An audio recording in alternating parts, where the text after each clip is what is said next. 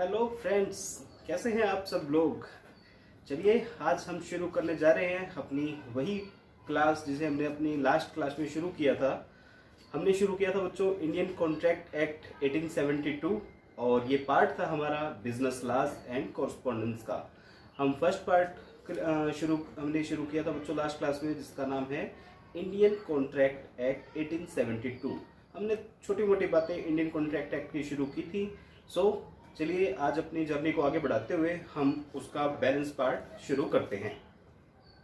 जो हमने कल किया था बच्चों, मैं एक बार उसका क्विक रिवीजन करूंगा आपके साथ, सो दैट कि हम पीछे वाली बातें जो हम कवर कर चुके हैं वो भी एक बार फिर से देख सकें। हमने बात की थी कि कॉन्ट्रैक्ट क्या होता है, कुछ हमने एग्जांपल्स किए थे छोटे छोटे। कॉन्ट्रैक्ट एक्ट की डेफिनेशन पढ़ी थी, जिसमें लिखा था an agreement enforceable by law is called contract.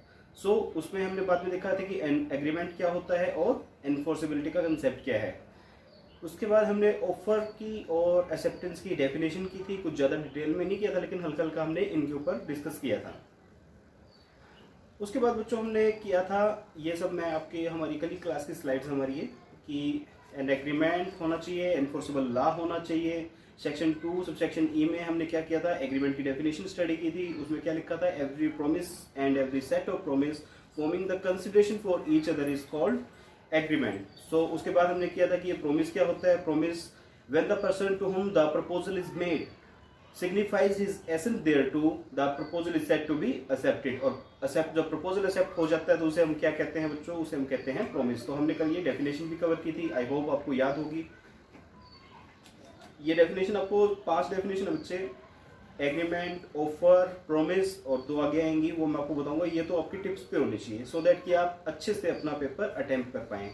मैंने बताया था बच्चों की कॉन्ट्रैक्ट की जो डेफिनेशन है, व्हाट इज कॉन्ट्रैक्ट, बिल्कुल 4 शब्दों की डेफिनेशन है बच्चों। An agreement enforceable by law.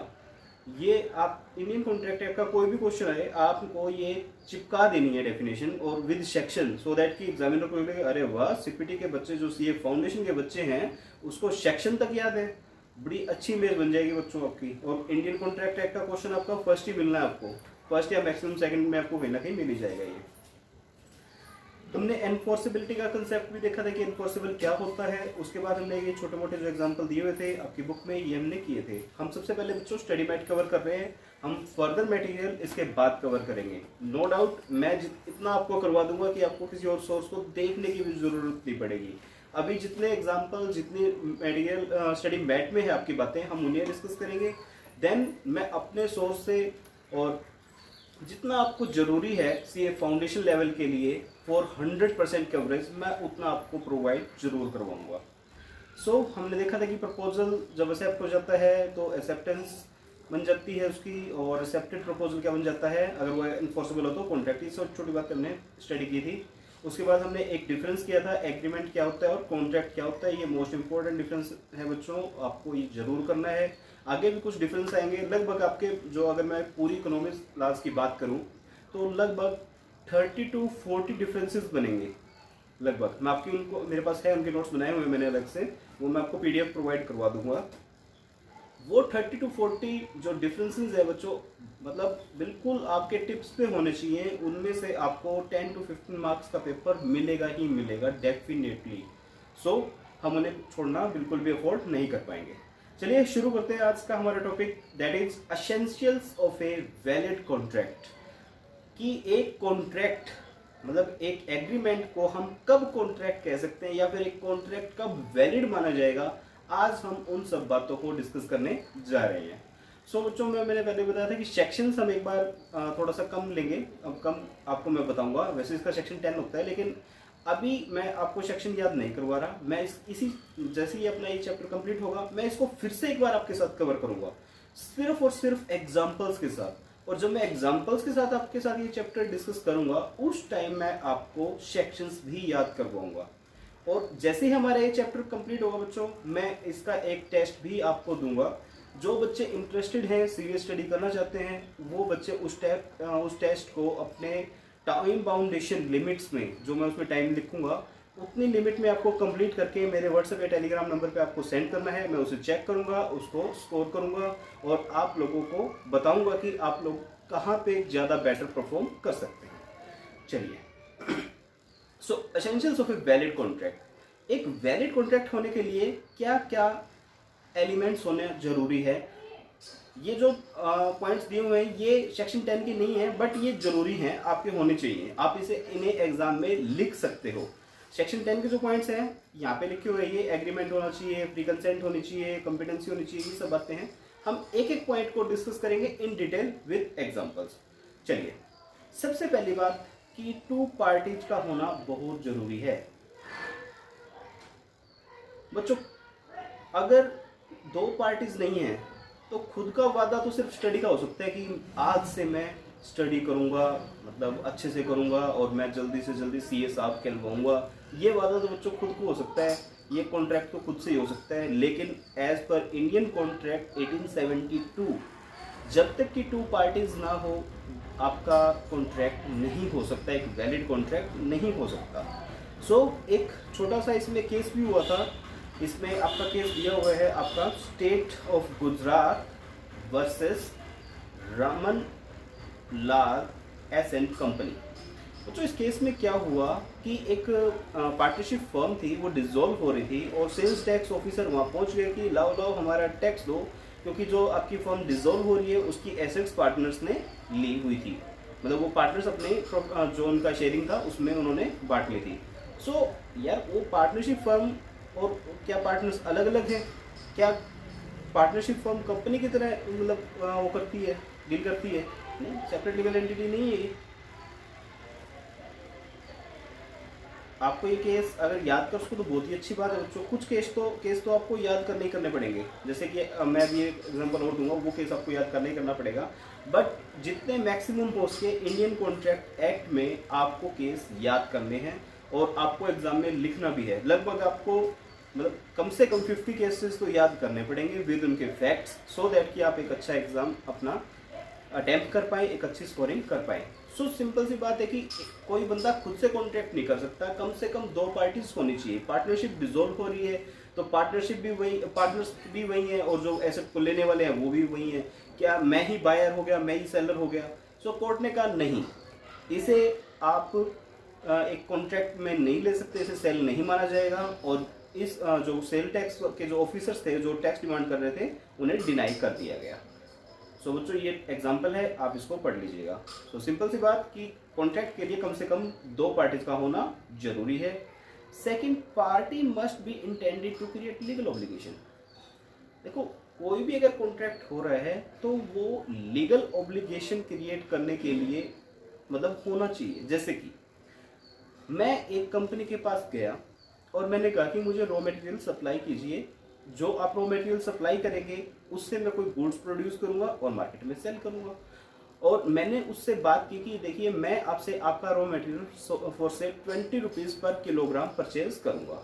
सो क्या मेरी कोई ऐसी इंटेंशन है कि मैं इस जो मैंने एग्रीमेंट किया है मैं उसे चाहता हूँ कि वो लीगली एनफोर्सेबल हो, वो लीगली बाउंड हो और मैं उसे मतलब कंप्लीट करना चाहता हूँ? बिल्कुल। अगर मुझे रॉ मटेरियल नहीं मिलेगा बच्चों तो मैं प्रोडक्शन कैसे करूंगा? और अगर मेरा प्रोडक्शन रुका तो मेरी मशीनें रुक जाएगी, मेरा बहुत ज़्यादा लॉस हो जाएगा। सो पार्टीज का इंटेंशन क्या है? लीगल ऑब्लिगेशन क्रिएट करने की। लेकिन ऐसा कोई प्रॉमिस जिसमें कोई लीगल ऑब्लिगेशन क्रिएट नहीं हो रही। जैसे कि एक हस्बैंड अपनी वाइफ से कहता है कि देखिए मैं आपको एवरी मंथ 5000 रुपीज़ आपकी खर्ची के लिए दूंगा, और मान लो वो ना दे पाए तो क्या कोई मतलब वाइफ उसके ऊपर केस कर सकती है? नहीं, सोशल एग्रीमेंट है बच्चों। अब मान लो मैं अपने मतलब छोटे भाई को कह देता हूँ कि देख मैं तेरे को 1000 रुपीज़ की जेब खर्ची दूंगा हर महीने और हो सकता है मैं उसे ना दे पाऊँ, तो क्या मेरे ऊपर केस हो जाएगा? क्या कोई ये लीगल ऑब्लिगेशन है? नहीं, ये एक सोशल एग्रीमेंट्स होते हैं। सोशल एग्रीमेंट्स का कॉन्ट्रैक्ट से कोई लेना देना नहीं है, वो इमोशन के ऊपर बेस होते हैं।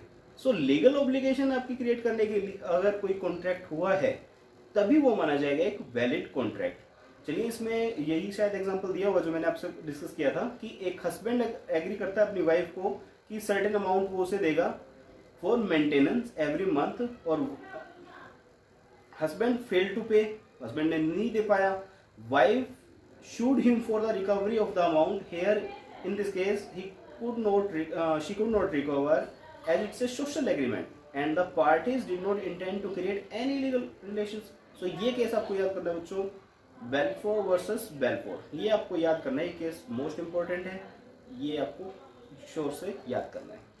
सो जो पार्टीज है जो कॉन्ट्रैक्ट कर रही है वो लीगली एनफोर्सेबल तो होना ही चाहिए, उसकी लीगल ऑब्लिगेशंस होनी चाहिए, वो सोशल एग्रीमेंट नहीं होना चाहिए। मैंने जैसे बताया कि जो हमारा पर्पस क्या था कि मैं रॉ मटेरियल खरीद रहा हूँ, मुझे बिजनेस में उसको यूज़ करना है एज कैप्टिव कंजप्शन उसकी करनी है, और उसे आगे जो मटेरियल बनेगा मैं उसको सेल करूँगा।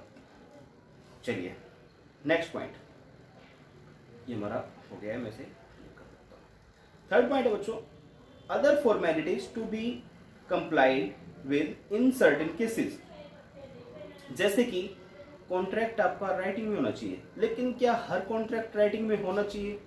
बिल्कुल मतलब नेसेसरी नहीं है कि देखो, अगर ये रिकमेंडेटरी है कि आपका कॉन्ट्रैक्ट राइटिंग में होना चाहिए, लेकिन क्या हर कॉन्ट्रैक्ट राइटिंग में होना चाहिए? ऐसी कोई मतलब जरूरी नहीं है, कोई मैंडेटरी नहीं है कि हर कॉन्ट्रैक्ट आपका राइटिंग में ही होगा।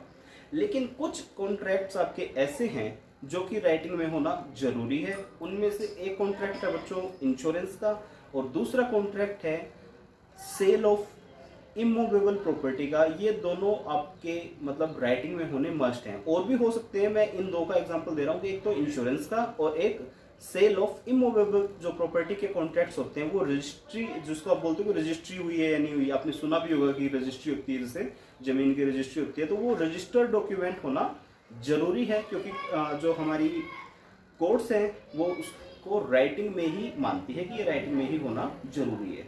सो इसमें कुछ शायद एग्जांपल दिया नहीं हुआ। In case of certain contract, जैसे registration of contracts under the laws in which the force at which is in force at the time it essential to be valid is in case of immovable property. ये example जो दिया हुआ है, LIC का शायद यहाँ पे नहीं दिया हुआ, इंश्योरेंस का नहीं दिया हुआ, इंश्योरेंस की बात नहीं की, लेकिन इंश्योरेंस के जो कॉन्ट्रैक्ट्स है वो भी आपके इन राइटिंग होने जरूरी है, और जो सेल ऑफ या फिर ट्रांसफर ऑफ इमूवेबल प्रॉपर्टी के जो आपके कॉन्ट्रैक्ट होते हैं वो भी इन राइटिंग में होना जरूरी है। सभी जरूरी नहीं है कि अब चलो आपके मन में हो सकता है एक क्वेश्चन आ जाए कि अगर राइटिंग में नहीं होगा कॉन्ट्रैक्ट तो प्रूव कैसे करेंगे?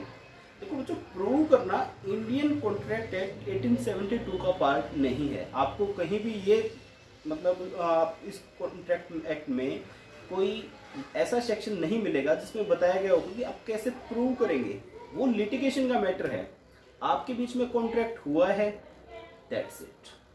अब वो राइटिंग में नहीं था, उसे कैसे प्रूव करेंगे, ये डिपेंड ऑन सिचुएशंस बच्चों। इसका मतलब आपको एडवोकेट नहीं बनना है, आपको बनना है CA, ठीक है। चलिए, सो राइटिंग में होना कोई जरूरी नहीं है, लेकिन दो कॉन्ट्रैक्ट है हमारे जो राइटिंग में होने जरूरी है, और एग्जाम्पल हो सकते हैं, मैंने 2 बताए थे अभी आपको। हाँ जी, 4th पॉइंट है हमारा सर्टेनिटी, सर्टेन होना चाहिए।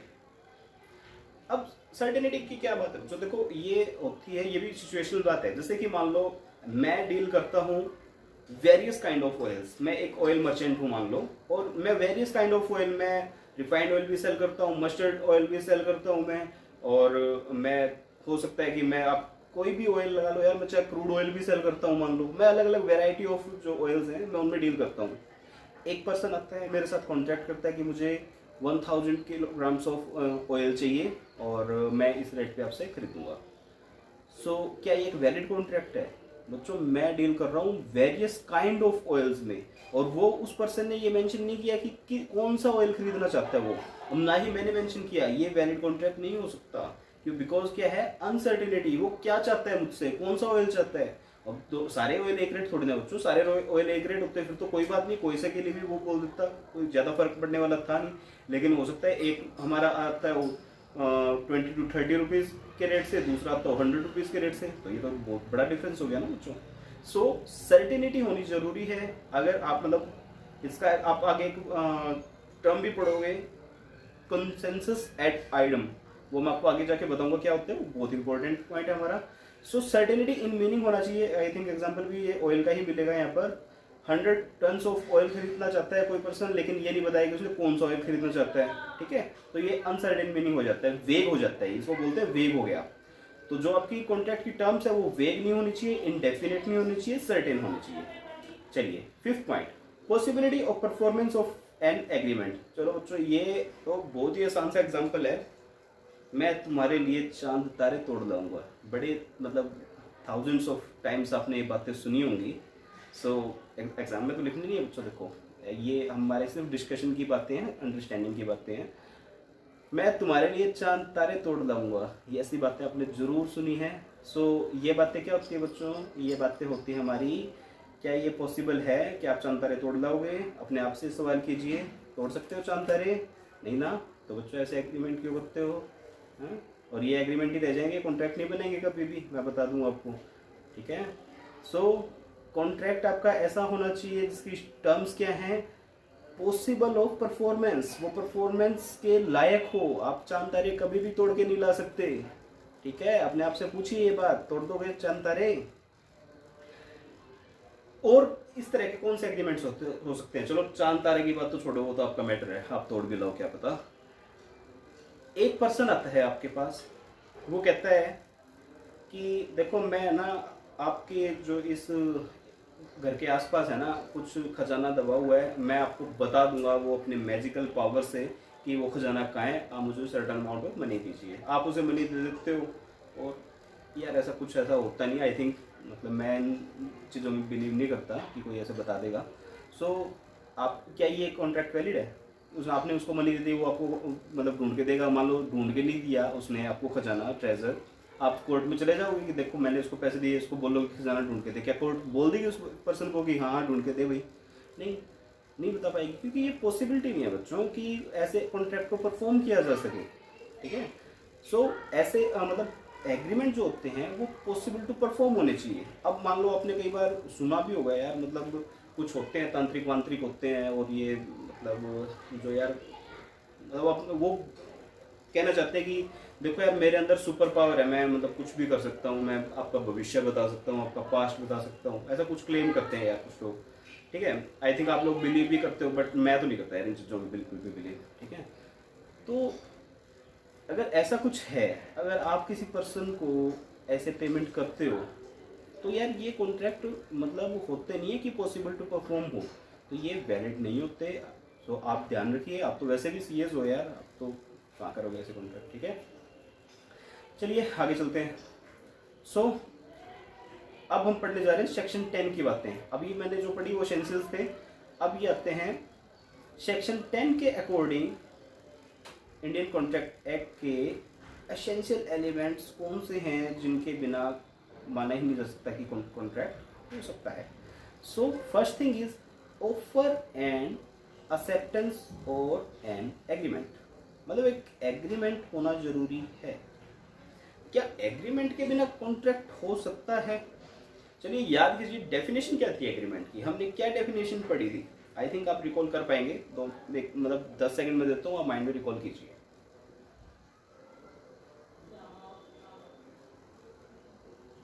चलिए, every promise and every set of promise forming the consideration for each other is called agreement. Every promise and every set of promise forming the consideration for each other is called agreement. आपको ये definition अच्छे से याद होनी चाहिए बच्चों, मैं 1000 of times बोलूंगा जब तक कि आपको ये अच्छे से याद ना हो जाए। कॉपी पे लिखना, आप भी सेक्शन के साथ लिखना, और ये डेफिनेशन आपको जरूर याद करनी है। सो ऑफर एंड एक्सेप्टेंस होना चाहिए या फिर एक एग्रीमेंट होना चाहिए। ठीक है, एक ही बात है, एग्रीमेंट के बिना कोई भी कॉन्ट्रैक्ट नहीं हो सकता। सो ये अच्छा यहाँ पे दी हुई थी, every promise and every set of promise forming the consideration for each other is an agreement. और प्रपोजल जब एक्सेप्ट हो जाता है तो उसको क्या बोलते हैं? प्रॉमिस। ठीक है, ये इसी की कंटिन्यूएशन में बता दिया गया है कि प्रॉमिस क्या होता है, ये भी डेफिनेशन अच्छे से डिस्कस कर चुके हैं। सो ऑफर एंड एक्सेप्टेंस होना चाहिए, मतलब एक एग्रीमेंट का होना जरूरी है। फ्री कंसेंट होनी चाहिए बच्चों, ये मोस्ट इंपॉर्टेंट है। इसके ऊपर इंडिपेंडेंटली आपसे एग्जाम में क्वेश्चन पूछा जा सकता है कि व्हाट इज फ्री कंसेंट, या फिर फ्री कंसेंट में मतलब क्या क्या कवर होता है, कैसे होती है, एक कब माना जाएगा कि कॉन्ट्रैक्ट फ्री कंसेंट से है। तो ये सब बातें हैं जो कि बहुत इंपॉर्टेंट है, आपसे 4 to 6 मार्क्स में क्वेश्चन पूछा जा सकता है। पर ये कंसेंट होती क्या है बच्चों, मैं बता देता हूँ कि आपकी जो कंसेंट है, मतलब आपने कोई कॉन्ट्रैक्ट किया है वो आपने अपनी इच्छा से किया है, बिना किसी दबाव के किया है। आपने कई बार किसी मूवीज़ में भी देखा होगा या फिर कहीं पढ़ा होगा, सुना होगा कि कि ये आपने कोई काम दबाव से तो नहीं कर रहे, आपकी खुद की इच्छा है, इस तरह से बोलते हैं ना, तो कंसेंट कब फ्री मानी जाती है? जब आप बिना किसी दबाव के, बिना किसी अनड्यू प्रेशर के आप अपनी मर्जी से कोई कॉन्ट्रैक्ट कर रहे हो। फॉर एग्जाम्पल, मान लो, मैं आपको एक एक करके 2-3 एग्जाम्पल देता हूँ। फर्स्ट, मैं मान लो मैंने एक बार कल भी बताया था जैसे कि मैं पार्क में बैठा था, कोई पर्सन आता है और मुझे डराता धमकाता है, मुझे बंदूक दिखाता है और कहता है कि अपना फ़ोन मुझे सस्ते में सेल कर दो, ठीक है। या फिर और रियलिस्टिक एग्जांपल मैं आपको बताता हूँ। मान लो मैं किसी पर्टिकुलर एरिया में रहता हूँ और उस एरिया में कोई दादा है, कोई गुंडा टाइप का बंदा है जिसका मतलब घर मेरे घर के बराबर में ही है और वो मेरे घर को खरीदना चाहता है, ठीक है। तो वो मेरे मतलब घर पे आके मेरे को परेशान करता है, मेरे को डराता धमकाता है और कहता है कि ये जो आपकी प्रॉपर्टी है 50 लाख रुपीज़ की है, ये आप मुझे 10 लाख में सेल करो और ये जो आपका फ्लैट है या घर है ये मेरे नाम करो और यहाँ से जाओ। तो बच्चों देखो, जो शरीफ लोग होते हैं वो गुंडों के साथ तो नहीं लड़ सकते। अब हो सकता है मैं उसको 10 लाख में 10 लाख में वो घर सेल करके वहाँ से चला जाऊँ, बट क्या मेरी कंसेंट फ्री है वहाँ पर? नहीं। देखो, ये जरूरी नहीं होता कि कोई चीज़ अगर 50 लाख की है तो वो 50 लाख में ही सेल हो तभी माना जाएगा कि फ्री कंसेंट हो। मतलब consideration need not to be adequate, ये बात हम आगे जाके पढ़ेंगे। कंसिडरेशन का एडिक्वेट होना जरूरी नहीं है, लेकिन आपकी कंसेंट फ्री होना जरूरी है बच्चों। मैं आज अपना 20,000 रुपीज़ का मोबाइल अगर 5,000 में सेल कर रहा हूँ, अपनी मर्जी से सेल कर रहा हूँ, तो ये एक वैलिड कॉन्ट्रैक्ट है। लेकिन अगर मैं अपना 20,000 रुपये का मोबाइल 19,000 या 21,000 में भी सेल कर रहा हूँ लेकिन मेरी कंसेंट फ्री नहीं है, तो ये वैलिड कॉन्ट्रैक्ट नहीं है। मान लो यार मेरा कोई इमोशन अटैच है मेरे फ़ोन से, मैं तो बेचना ही नहीं सकता, तो कोई चाहे मेरे को 20 के 50,000 रुपये दे दे, मैं कहूँगा कि नहीं, मेरी कंसेंट ही नहीं है यार, मेरे को बेचना ही नहीं है, तो क्या वो कॉन्ट्रैक्ट मतलब वो क्या मेरी कंसेंट फ्री हो सकती है? नहीं। फ्री कंसेंट के लिए सबसे पहली बात आपकी खुद की इच्छा होनी जरूरी है। अगर आपको डरा धमका के मतलब फोर्स यूज किया है तो वो कॉन्ट्रैक्ट आपका वैलिड नहीं माना जाएगा, ठीक है। तो इसे हम क्या बोलेंगे? इसे हम बोलेंगे कोरिजन। अच्छा जी, उसके बाद आता है अनड्यू इन्फ्लुएंस। ये अनड्यू इन्फ्लुएंस क्या होता है? ये पॉइंट है बच्चों की कब फ्री कंसेंट नहीं मानी जाती है, ठीक है। तो मैंने बताया आपको कोरिजन मतलब बल प्रयोग। दूसरा अनड्यू इन्फ्लुएंस। अब ये अनड्यू इन्फ्लुएंस क्या होता है? अब देखो बच्चों, आप मतलब आपकी क्लास के जो टीचर है, आप जिस स्कूल में पढ़ते हो, जिस कॉलेज में पढ़ते हो, उनका आपके ऊपर एक इन्फ्लुएंस होता है। वो आपसे मतलब कोई काम करवा सकते हैं और आप ना चाहते हुए भी आपको कई बार वो काम करना पड़ जाता है, ठीक है। अगर आप सीए कर रहे हैं और मतलब आपने आर्टिकल ज्वाइन कर लिया, तो जो आपका प्रिंसिपल है वो भी हो सकता है कि आपसे अनड्यू इन्फ्लुएंस में कुछ काम करवा लें। या फिर अगर आप जॉब कर रहे हैं और जो आपका मालिक है उसका भी आपके ऊपर अनड्यू इन्फ्लुएंस होता है, वो भी हो सकता है आपकी इच्छा के विरुद्ध आपसे कुछ काम करवा सकता है। सो ऐसे जो रिलेशन होते हैं ना, जहाँ पर हम कुछ मतलब कह के भी मतलब कुछ सोच के भी या फिर अपनी इच्छा के विरुद्ध काम कर जाते हैं, तो उसको बोलते हैं अनड्यू इन्फ्लुएंस। तो ये किस किस का हो सकता है? टीचर्स का हो सकता है अपने स्टूडेंट पे, ठीक है। मालिक का हो सकता है अपने नौकर के ऊपर, और जो एडवोकेट्स होते हैं उनका अपने क्लाइंट के ऊपर हो सकता है, ठीक है। तो मतलब क्या, एडवोकेट का क्लाइंट पे कैसे हो जाएगा? मान लो किसी कोई पर्सन है जो किसी केस में फंस गया है, ठीक है। एडवोकेट कहता है देख तेरे को है ना ऐसे तो फांसी हो जाएगी या फिर तेरे को तो उम्र कैद हो जाएगी, मैं तेरे को बचा लूंगा, लेकिन वो तेरे को है ना मेरे को एक फ्लैट देना पड़ेगा जो तेरा वहाँ पे है। मान लो किसी पर्टिकुलर जगह पे उसका फ्लैट है कोई, वो कहता है कि तेरे को है ना मेरे को ये इतने रुपए में, मान लो 1 करोड़ की प्रॉपर्टी है, 10 लाख में सेल करनी पड़ेगी या फिर ऐसे फीस देनी पड़ेगी, ठीक है। मतलब फीस के अलावा भी उससे कुछ अगर ऐसे चार्ज कर रहा है, उसको डरा धमका के या फिर कुछ अपना अनड्यू इन्फ्लुएंस यूज कर रहा है, तो भी ये नहीं माना जाएगा कि वो फ्री कंसेंट से लिया गया है और ये चैलेंज हो सकता है कॉन्ट्रैक्ट। उसके बाद आता है बच्चों फ्रॉड। ये जो पॉइंट है बच्चों 5, ये आगे भी आएंगे, इसके ऊपर न्यूमरस एग्जाम्पल होंगे, हम सब के सब डील करेंगे। फिर आता है बच्चों फ्रॉड। फ्रॉड क्या होता है? मतलब फैक्ट्स को छुपा के अगर कोई आप काम कर रहे हो तो उसे बोला जाएगा फ्रॉड। मतलब सामने वाले की कंसेंट लेने के लिए अपनी फेवर में आप कुछ फैक्ट्स को छुपा लेते हो और कोई कॉन्ट्रैक्ट करते हो, तो ऐसे जो कॉन्ट्रैक्ट होंगे उसमें भी नहीं माना जाता कि सामने वाले की कंसेंट फ्री है। सपोज आपके पास एक मोबाइल है बच्चों, मैं रियलिस्टिक एग्जांपल ले रहा हूँ, वैसे ही मोबाइल्स के एग्जांपल एग्जाम में नहीं लिखते हम, हमारे पास और एग्जांपल्स होंगे न्यूमरस, मैं आपको अपने नोट्स में दे दूंगा, आप पढ़ोगे आपको याद हो जाएंगे। मेरे पास है एक मोबाइल, अब होता क्या बच्चों, जैसे ही मान लो मैं वो मोबाइल की थोड़ी देर जैसे वीडियो रिकॉर्डिंग वगैरह करता हूँ तो मेरा मोबाइल ऑफ हो जाता है, ठीक है, होता नहीं है, मतलब मेरे वाला फ़ोन में ऐसे कोई फॉल्ट है नहीं है कभी मेरा फ़ोन ख़राब समझो आप लोग। मेरे पास सपोज ऐसा ही फ़ोन है कि वो हो जाता है थोड़ी देर की वीडियो रिकॉर्डिंग के बाद बंद। अब मेरे को लगा यार ये तो बड़े मतलब पंगे वाला चीज़ है यार, ये तो ख़राब हो गया, नया फ़ोन ले लेना चाहिए।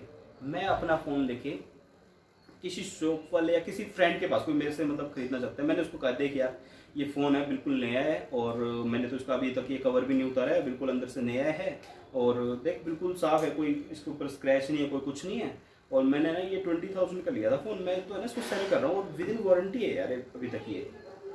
तो वो कहता है अच्छा, तो वो देखता है फ़ोन को, उसको कंडीशन ठीक लगती है, वो कहते हैं हाँ यार सही है, तो वो मेरे को कहता है कि ठीक है बताओ कितने का सेल करोगे, मैं कहता हूँ यार मैं इसको है ना 12,000 का सेल करूँगा आपको, कहता है ठीक है, और मैं 12,000 रुपीज़ लेके खुशी खुशी अपने घर आ जाता हूँ। लेटर ऑन अब जो मेरा फ्रेंड है, मान लो जो भी वो पर्सन था जिसने मुझसे फ़ोन लिया था, अब वो जब वीडियो रिकॉर्डिंग करेगा तो फ़ोन तो हीट होकर गर्म होना ही था, वो फिर से ऑफ होएगा। तो क्या मैंने उसके साथ फ्रॉड किया बच्चों? बिल्कुल किया। मैंने कुछ ऐसे फैक्ट्स बताए जो कि अगर एक रिजनेबल पर्सन अगर उस टाइम कुछ चेक करके देखता तो मे बी उसे पता ना चलता। तो मैंने फैक्ट्स को छुपाया है, इसलिए मैंने फ्रॉड किया है।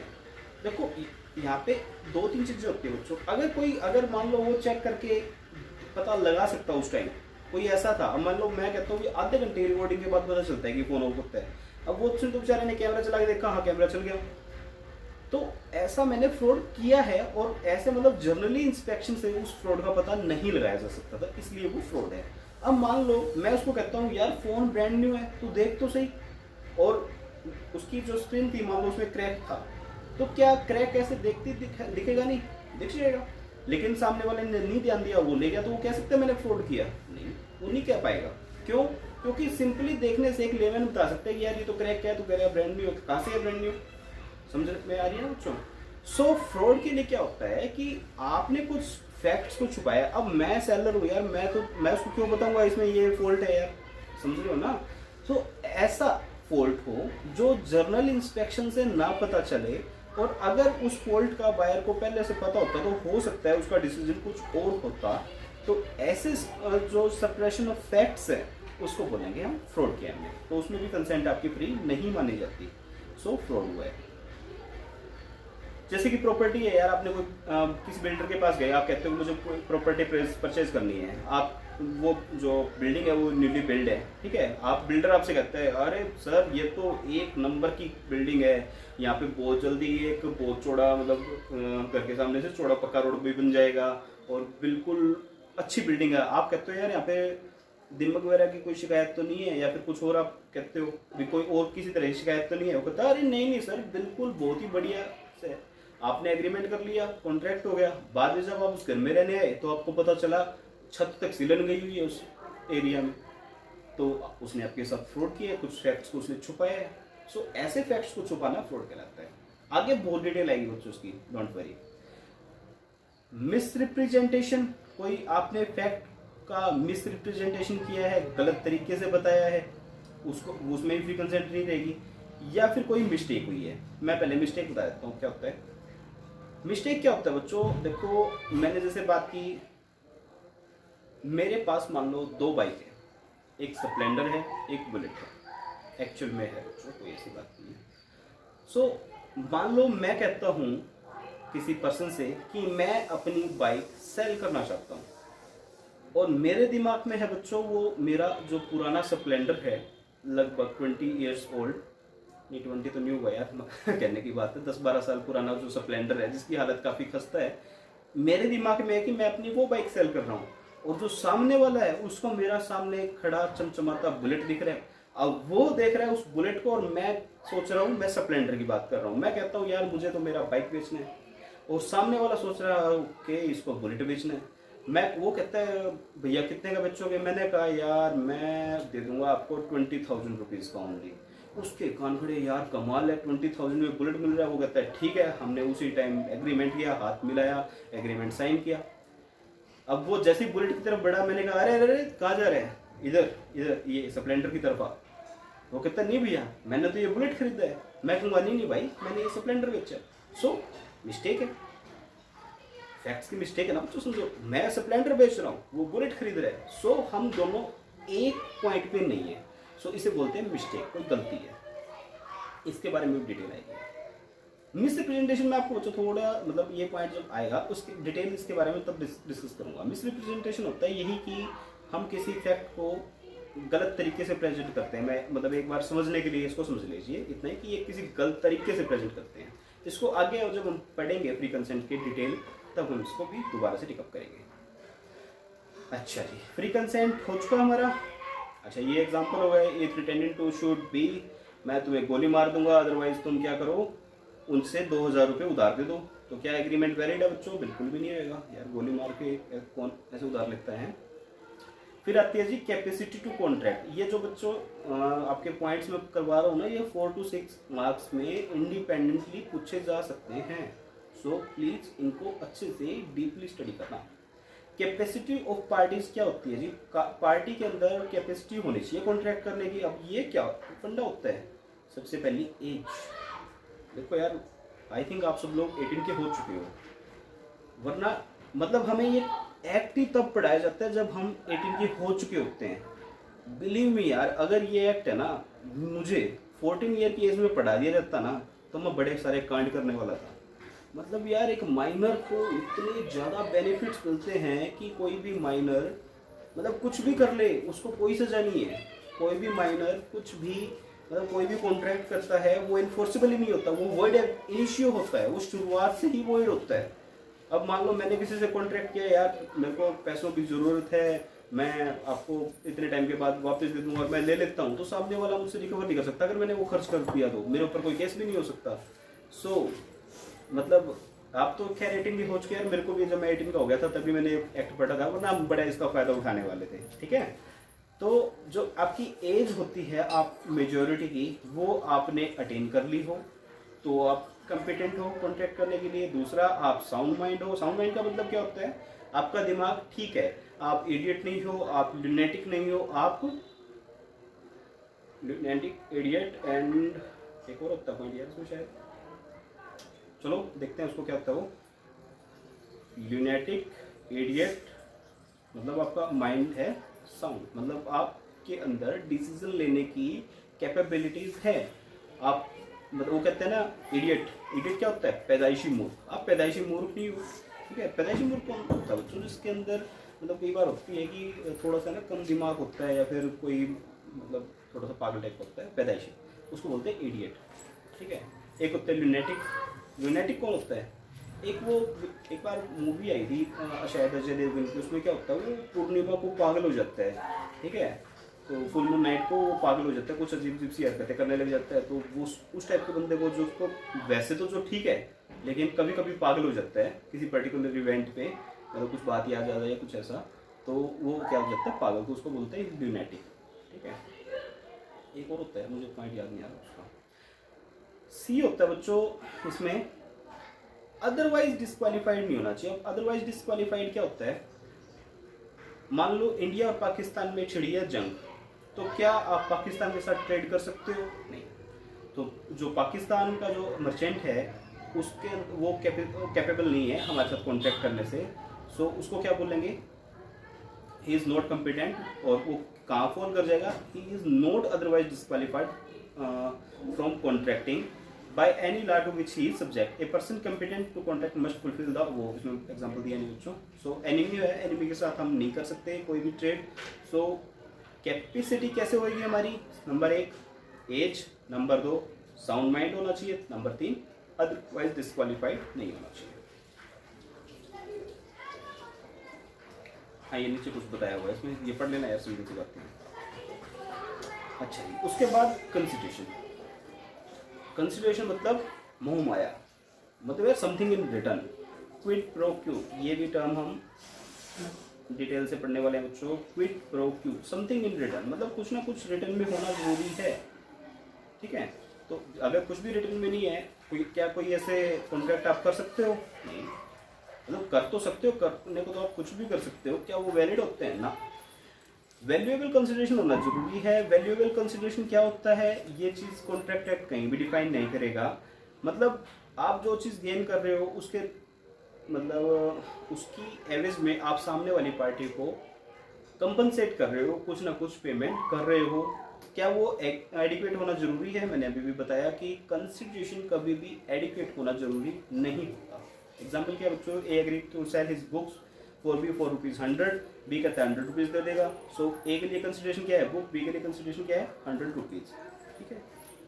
अब मान लो बी अपनी 500 रुपीज़ की बुक 100 रुपीज़ में सेल कर रहा है, तो क्या ये कंसिडरेशन नहीं माना जाएगा? कंसिडरेशन तो होएगा ना यार। कंसेंट फ्री होनी चाहिए, मतलब डरा धमका के किसी इन्फ्लुएंस में, ठीक है, इस तरह से ना ले, तो अदरवाइज तो कंसिडरेशन तो माना जाएगा ना।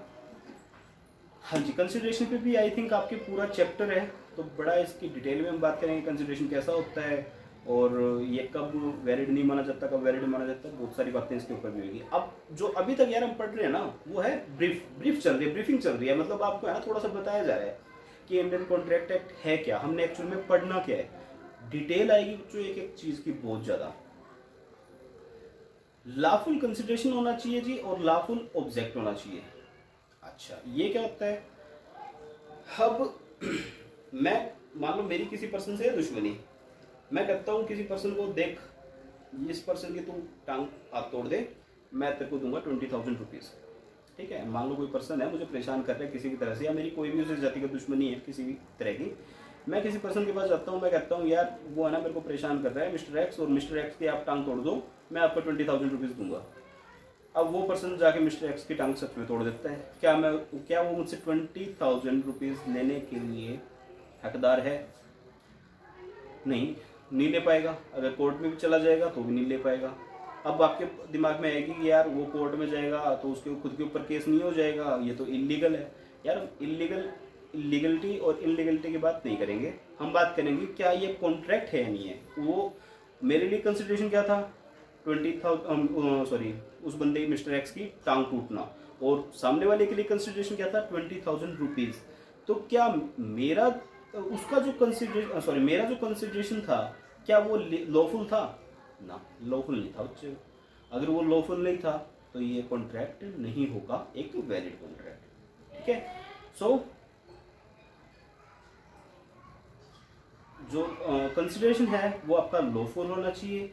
ऑब्जेक्ट है आपका, ऑब्जेक्टिव है, ऑब्जेक्टिव से बना है ऑब्जेक्ट, जो आपका ऑब्जेक्ट है वो भी आपका लॉफुल होना चाहिए। मतलब जैसे अब मैं आपको जो बात बताने जा रहा हूँ ना यार, वो लाइफ टाइम के लिए है आपकी, बड़ी अच्छी बात है। देखो क्या होता है, मान लो कोई पर्सन कहता है, सपोज कोई बंदा आपके ऊपर हमला कर देता है, ठीक है, आपके ऊपर हमला करके आपको चोट पहुंचा देता है, आपको चोट लगी, आप हॉस्पिटल में चले गए, हॉस्पिटल में चल के आपने केस फाइल करवा दिया, केस फाइल करने के बाद वो पर्सन, अब उस पर्सन को पुलिस अरेस्ट करेगी, तो वो पर्सन आपके पास आता है, कहता है ले तू 50,000 रुपीज़ ले ले, तेरी टांग टूट गई है या फिर तेरे को चोट लगी है, उसके लिए कंपनसेशन, और अब तू मुझे रिटर्न में दे दे कि तू मेरे ऊपर केस नहीं करेगा। ठीक है। तो मान लो मैं उसको दे देता हूँ, अब वो आ गया, मेरे को पैसे दे दिए, मैंने पैसे भी रख लिया, मैंने रिटर्न में दे दिया कि ठीक है मेरे को मेरी जो चोट लगी है उसका कंपनसेशन मिल गया है और मैं अब इसके ऊपर केस नहीं करूँगा। तो क्या ये वैलिड है? नहीं, ऑब्जेक्टिव वैलिड नहीं है बच्चों। केस करना हमारा राइट है, ये राइट हमसे कोई भी नहीं छीन सकता। अगर कोई भी पर्सन आपके राइट को छीनने के लिए आपसे कुछ रिटर्न में लिखवाता है ना बच्चों, कभी भी वैलिड नहीं होता। ये उसकी मूर्खता है कि वो ऐसी स्टेटमेंट अगर आपसे लिखवा के लेके जा रहा है। कई बार सुनने में आता होगा, मैंने भी मेरी मतलब जो मेरी प्रोफेशनल लाइफ है, मैंने कई बार ऐसी बातें सुनी है कि यार उससे लिखवा लो कि वो फिर केस नहीं करेगा। यार केस कर सकता है, केस करना एक लीगल राइट है, हमसे कोई भी नहीं छीन सकता वो। अगर कोई ऐसे रिटर्न में भी ले लेता है ना, तो कोई वैलिडिटी नहीं होती इन चीज़ों की। केस तो हमारा लीगल राइट है, हम कर सकते हैं केस, चाहे हम कुछ भी लिख के दे दें। ठीक है। सो लॉफुल कंसिडरेशन होना चाहिए, लॉफुल ऑब्जेक्ट होना चाहिए। उसके बाद आता है जी आपका not expressly declared as void. Contract ऐसा नहीं होना चाहिए जो कि एक्सप्रेसली आपका वॉइड डिक्लेयर कर दिया गया हो। अब वॉइड कौन से कॉन्ट्रैक्ट होते हैं? जिन्हें कोर्ट में एनफोर्स नहीं किया जा सकता। ठीक है। So an agreement entered into must be not be which the law declare to be either illegal या फिर वॉइड। इलीगल कॉन्ट्रैक्ट सारे वॉइड होते हैं बच्चों, ठीक है। जैसे threat to commit murder or making publishing defamatory statement or entering into agreement which oppose to public policy are illegal in nature, और ये सारे के सारे होते हैं void भी साथ साथ। अच्छा कई बार यार आपने ये चीज़ मेरे को आजकल मतलब बहुत सुनने को मिल रही है मेरे फ्रेंड से, फेसबुक आईडी हैक हो जाती है यार, और है ना सामने से पैसे मांगे जाते हैं, ठीक है, कि मैंने तेरी फेसबुक आईडी हैक कर ली है, या तो पैसे दे वरना मैं है ना उल्टी सीधी स्टेटमेंट तेरी फेसबुक आईडी पे चिपका दूंगा। ऐसी बातें शायद आपने भी सुनी होगी, मे भी आप में से किसी मेरे भाई बहन की फेसबुक आईडी हैक भी हुई होगी। सो ये कॉन्ट्रैक्ट क्या मतलब वैलिड होता है यार? बिल्कुल भी वैलिड नहीं होता। सामने वाला अगर सामने हमारे आ जाए और वो मतलब हम उसको कोर्ट में इशू कर सकें तो हम कर देंगे। अब वो क्या कहता है कि मुझे पैसे दो मैं तुम्हारी आईडी रिलीज कर दूंगा, हम पैसे देते हैं वो आईडी क्या पता रिलीज भी कर देता है। कंसिडरेशन क्या था हमारा, आईडी रिलीज होना, उसके लिए कंसिडरेशन क्या था, पैसे, लेकिन वैलिड तो नहीं है ना, ये तो वॉइड हुआ। वो किसी की आईडी हैक करना इंफॉर्मेशन टेक्नोलॉजी एक्ट में ही इलीगल है, तो इलीगल एक्ट क्या होते हैं, वॉइड होते हैं सारे के सारे।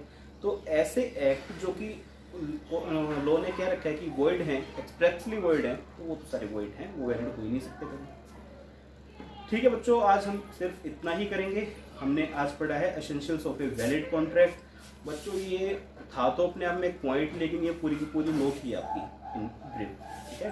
सो आगे जब हम चैप्टर पढ़ेंगे तो हमें एक छोटा सा हमारे लिए बैकअप रहेगा कि उस दिन हमने सेकंड क्लास में इन सब चीज़ों के बारे में डिस्कस किया था। कल हम बच्चों पढ़ेंगे टाइप्स ऑफ कॉन्ट्रैक्ट के बारे में, one of the most important class होगी हमारी इसके बारे में। अच्छा ये टाइप्स ऑफ कॉन्ट्रैक्ट बच्चों ये आपके जब तक आप इंडियन कॉन्ट्रैक्ट एक्ट पढ़ोगे जब तक चलेंगे। सो इनको बड़े ध्यान से करना है हमने, क्योंकि अगर आपको इन टर्म्स का मतलब ही नहीं पता होगा, void, valid, illegal, unenforceable, quasi contract, e commerce contract, implied contract, express contract, तो आपको उन चीज़ों को अच्छे से समझ भी नहीं पाएंगे। चलिए ठीक है, आप इस जितना हमने आज तक किया है, आपके पास इंस्टीट्यूट का स्टडी मटेरियल है, अगर नहीं है तो आप ICI में जाइए या फिर गूगल में टाइप किए BOS नॉलेज पोर्टल, और वहाँ पे आपको फाउंडेशन लेवल पे जाना है। देन आपको ये सब्जेक्ट में अंदर जाके, आई थिंक आपने डाउनलोड कर ली होगी यार, आप इतने इंटेलिजेंट हो, मतलब ये हो यार सिंपली। सो आप डाउनलोड कीजिएगा, रिवाइज कीजिएगा, और देन मेरी अपनी जो थर्ड क्लास होगी उसे देखिएगा। So thank you very much everybody. कोई भी आपका सजेशन हो तो मुझे कमेंट सेक्शन में बताइए, मेरी मेल आईडी भी मैंने दी हुई है, उस पर आप मुझे बता सकते हैं। फर्दर आपका कोई भी मतलब किसी भी तरह की आपकी कोई प्रॉब्लम है तो मुझे प्लीज़ अपडेट कीजिए। Thank you very much, bye bye.